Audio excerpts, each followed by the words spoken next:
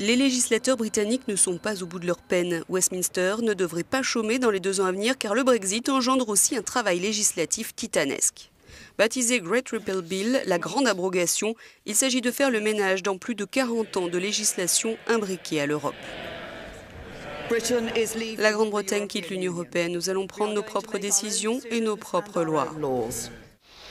Ça, c'est pour la forme. Pour le fond, c'est beaucoup plus compliqué qu'il n'y paraît. En 1972, la Grande-Bretagne signait le traité d'adhésion à la Communauté économique européenne, dont découlera l'adoption d'une loi baptisée European Communities Act 1972. Elle permettait au Parlement britannique d'incorporer les traités européens dans son droit national et établissait la primauté du droit communautaire sur le droit national. Elle sera abrogée. De même, le Royaume-Uni ne sera plus tenu de se conformer aux décisions de la Cour européenne de justice. Mais ce faisant, il va falloir combler le vide. Le gouvernement a publié son livre blanc sur le Great Repeal Bill et la tâche s'annonce ardue. Car il va falloir convertir l'ensemble des lois européennes en lois nationales.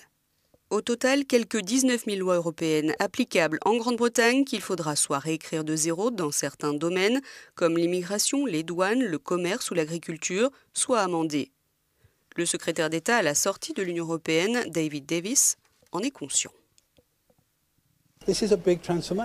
C'est une grande transformation. Nous ne devrions pas sous-estimer la tâche que nous avons à faire, dit-il. C'est considérable, mais pas au-delà de nos capacités.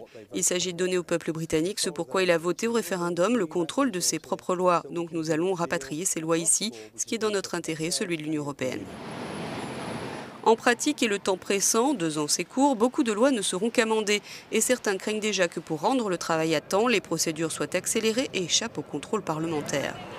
Les industriels sont également inquiets.